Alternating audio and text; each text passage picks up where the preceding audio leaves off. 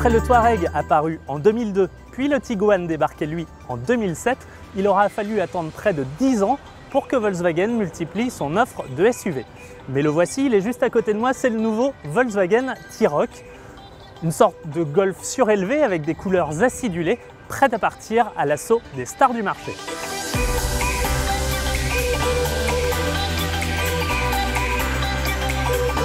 Avec 4,23 m de long, ce Volkswagen T-Roc navigue entre deux eaux. Présenté plutôt comme urbain, il serait en réalité plutôt chez les compacts. Pour vous donner un exemple, il est 8 cm plus long que le Peugeot 2008, mais une vingtaine de centimètres moins long que le 3008. Alors justement plutôt urbain, compact, citadin. Pour en savoir plus, nous avons posé la question au chef de produit de ce Volkswagen T-Roc.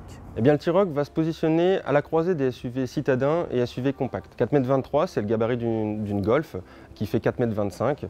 Donc le T-Roc va se positionner sur le segment des SUV dits intermédiaires. Pour positionner dans l'environnement concurrentiel, on va pouvoir choisir par exemple l'Opel Mokka, le Fiat 500X ou le Mini Countryman. Face aux SUV citadins d'entrée de gamme, le T-Roc ne se positionnera pas face à ces concurrents-là, puisque ces concurrents font 10 cm de moins. Donc ce seront par exemple le Peugeot 2008 et le Renault Captur. Donc le T-Roc se positionnera sur les SUV dits intermédiaires et les SUV compacts, typiquement le Nissan Qashqai et le Renault Kadjar.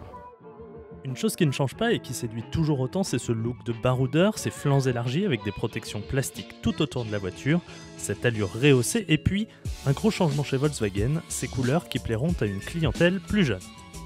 Deux détails plutôt très sympas sur ce Volkswagen T-Roc, à la fois la carrosserie Biton. On a 4 teintes de toit, 11 coloris de carrosserie disponibles au catalogue et à l'avant, ces feux de jour à LED plutôt originaux. D'ailleurs à l'intérieur c'est un peu la même chose, comme sur la dernière Polo on trouve ce long insert coloré qui donne de la gaieté dans l'habitacle, du fun. Alors c'est sûr, les plastiques sont parfois un peu durs mais bon rien de très gênant, d'autant que comme souvent chez Volkswagen, force est de constater que c'est bien équipé et que tout est à sa place.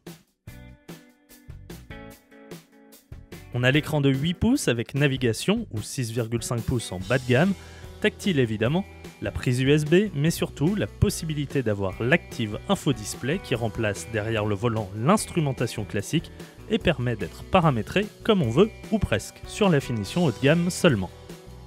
Un rapide passage par l'arrière pour vous dire que ce Volkswagen T-Roc accueille 4 adultes moyennement grands comme moi sans souci, et par le coffre qui offre 445 litres, tout simplement l'un des meilleurs de sa catégorie.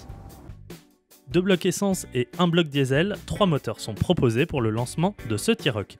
Et pour ce premier essai, nous avons pris le volant de la version 2 litres TDI de 150 chevaux. Confortable, sécurisant, sans roulis, ce diesel de milieu de gamme se montre très polyvalent, à défaut d'être caractériel. Par rapport à la Golf, la position surélevée est très agréable. Volkswagen nous parle de conduite semi-autonome, par là il faut surtout comprendre que le T-Roc offre le front assist avec la détection des piétons ou encore le freinage automatique d'urgence. Il y a également le régulateur adaptatif de vitesse, voire même l'aide au maintien dans la file. Tout ça, cette série, dès la première finition de ce T-Roc. Et effectivement, sur le segment, il est l'un des seuls à proposer tout ça.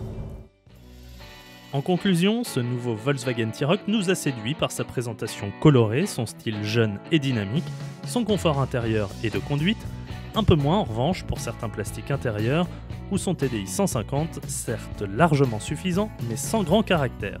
Sans oublier son prix puisqu'il faudra quand même débourser à partir de 21 990 € en essence et 33 220 € en diesel. Il n'empêche que ce T-Roc sent quand même le best-seller à plein nez, de quoi faire de l'ombre à la Golf, c'est pas impossible.